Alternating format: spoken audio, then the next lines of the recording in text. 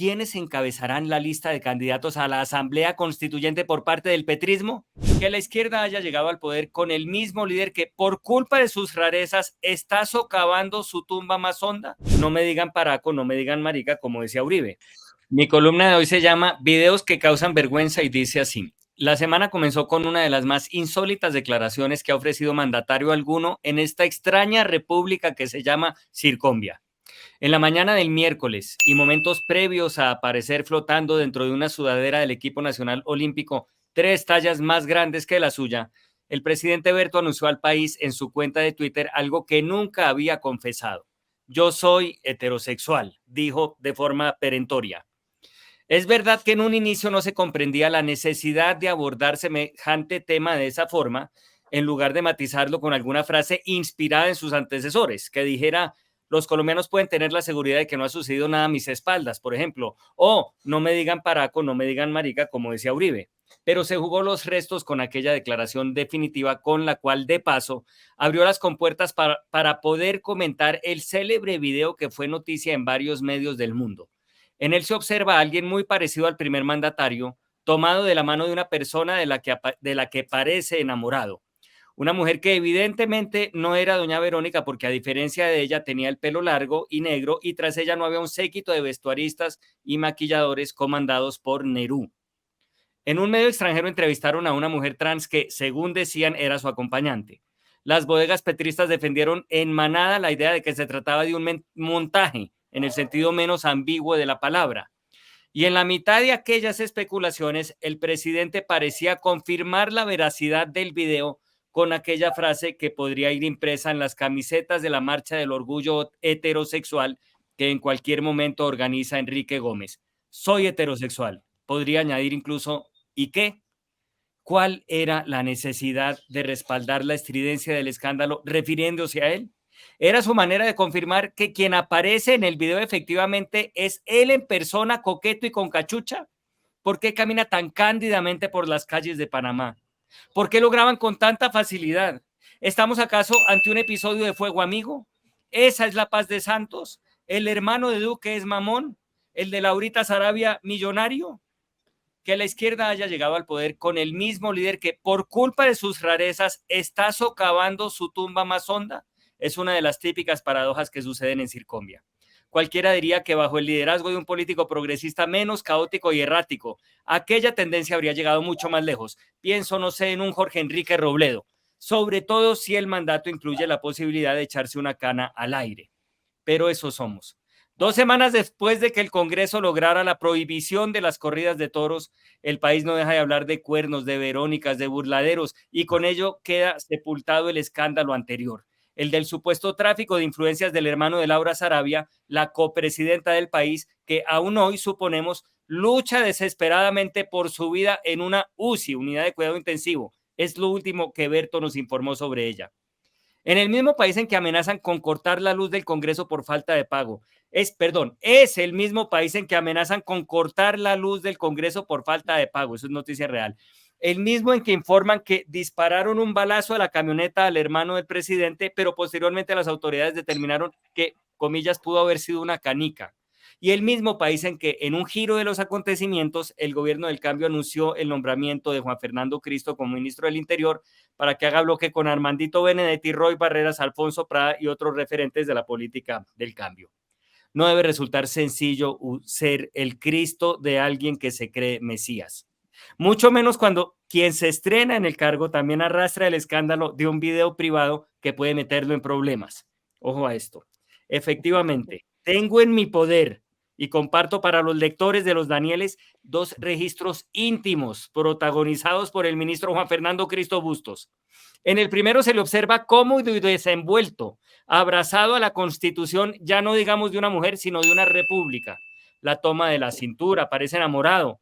Fue grabado hace apenas 2 meses y lo pueden ver acá. No sé si lo podamos pasar. La propuesta del presidente Gustavo Petro de convocar una Asamblea Nacional Constituyente es una mala idea, pero además es una idea inviable. El gobierno está lejos de contar con las mayorías que se necesitan en el Congreso para aprobar una ley que convoque a esa constituyente. Listo. De forma increíble, sin embargo, el mismo hombre transformado en ministro afirmó lo contrario. En estas impresionantes imágenes podemos observar la manera en que, sin rubor alguno, engaña su primera posición. La toma parece planeada. De hecho, en un par de ocasiones mira a la cámara. Mostrémoslo. Que permita explorar hacia el futuro la posibilidad de convocar una Asamblea Nacional Constituyente. En el primer video, pues, habló Cristo. En el segundo, el anticristo. La evidencia de este adulterio que el ministro cometió contra sí mismo despierta varios interrogantes. ¿Resolverá una constituyente los problemas del país o es la forma más eficaz hallada por el gobierno para que dejemos de hablar de ellos? ¿Se repetirá al final lo que sucedió en Chile? ¿Esa es la paz de Santos? ¿El hermano de Duque es mamón? ¿El de Laurita Sarabia millonario? Pero sobre todo, ¿quiénes encabezarán la lista de candidatos a la Asamblea Constituyente por parte del petrismo? Anticipo algunos nombres: Olmedo López, Iván Mordisco, Iván Márquez, Susana Boreal, Nerú, Julián Bedoya, Nicolás, el otro Nicolás, la senadora Brócoli, Laura Ojeda y, como parte del Acuerdo Nacional, también Daisuris Vázquez, el hermano de Petro, el alacrán que alguna vez lo picó en la tetilla, el balín que atentó contra su carro blindado, Álvaro Leiva Anzón, para que redacten los artículos sobre licitaciones de un único oferente, Sebastián Guanumen, para que redacte el capítulo sobre ética, y Andrés Arabia. El resultado de esa constituyente será un nuevo texto constitucional con apenas 2 articulitos. Artículo primero: quien aspire a ser presidente de Circombia debe haber aclarado en sus cuentas de Twitter que es heterosexual. Artículo segundo: trasládese la sede de la capital de la República a la ciudad de Panamá. Desordénese y cúmplase. Esa es mi columna de hoy. Al final ustedes pueden encontrar un link para comprar boletas para la función de Circombia en julio. Están a punto de agotarse. Muchas gracias a todos los que la han comprado en mitaquilla.com.co.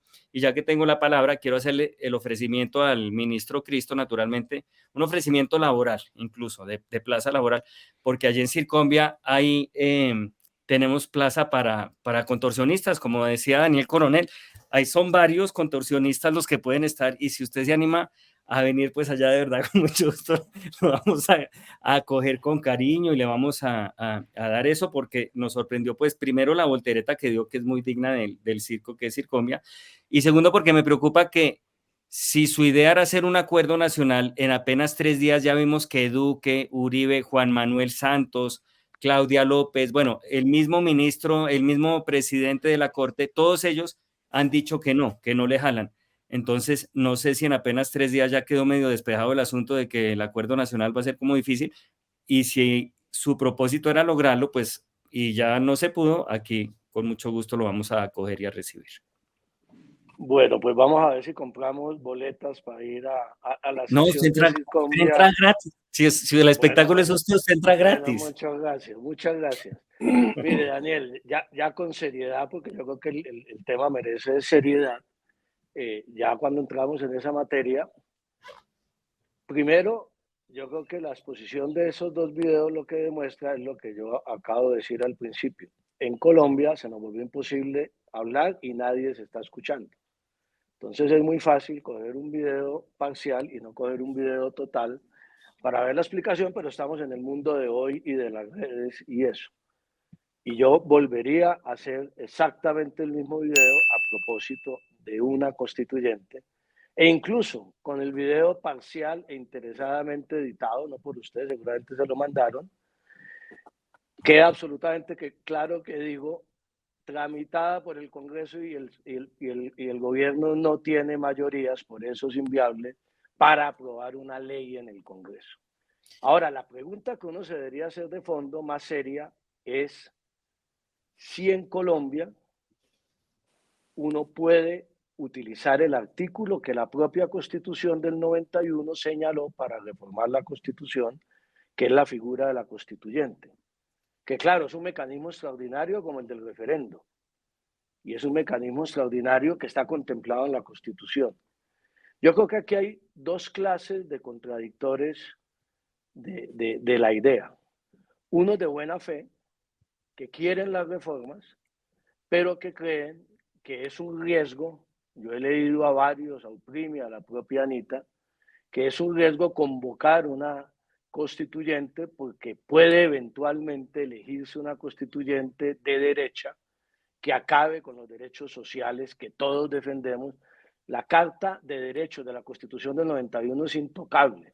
Yo soy el primer hincha de esa Constitución y la defendí durante 16 años en el Congreso y 3 años de ministro del Interior. Y puede encontrar, ya que están buscando tantos videos y columnas, las decenas de columnas defendiendo a la Corte Constitucional frente a todos los presidentes, frente a Uribe, frente a Pastrana, frente a Duque, cuando salían a cuestionar las decisiones.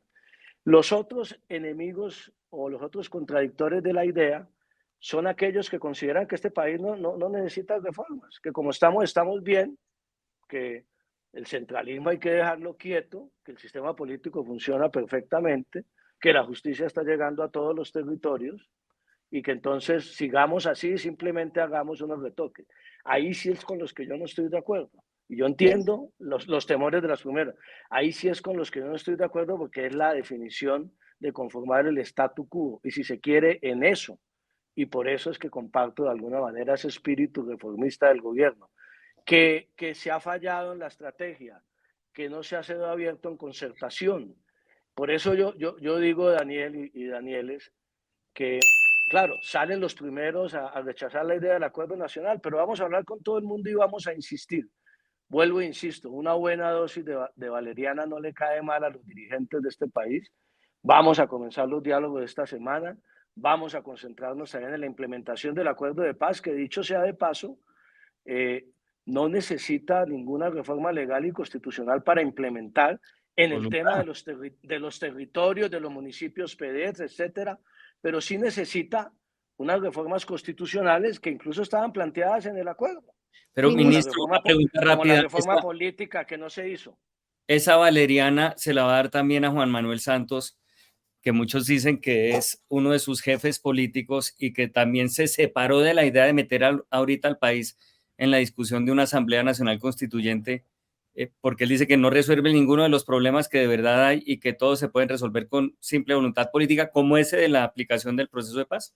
Ministro, le pongo una colita a esa pregunta, déjeme le digo una cosa.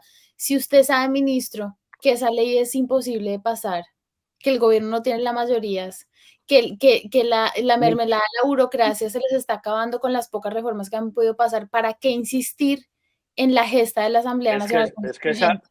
Es que esa ley no tiene mayorías hoy, pero si uno hace un acuerdo nacional, puede tener mayoría. Déjeme pensar que es posible un acuerdo, es que estamos viviendo sobre la base de un país fracturado, violento, en que nadie puede hacer el acuerdo sin la constituyente, ministro, sin poner en riesgo la constitución, pero puede hacer el acuerdo sin la constituyente, pero ¿no? Es que, a ver, vuelvo y les digo, si ustedes miran mis declaraciones, les cito cuál es el camino, digamos, el camino que nos hemos trazado. Primero, restablecer el diálogo con todos los partidos políticos, con los gremios, con los empresarios, con todos los sectores sociales, para mirar lo que Anita o lo que tal vez Daniel dijo hablando o con relación al expresidente Santos, para mirar si con lo que tenemos hoy acá de legislación y de constitución se puede avanzar como sociedad o se necesitan unas reformas. Yo creo que se necesitan unas reformas institucionales y unas reformas sociales. Creo genuinamente en eso y lo he defendido en todas partes.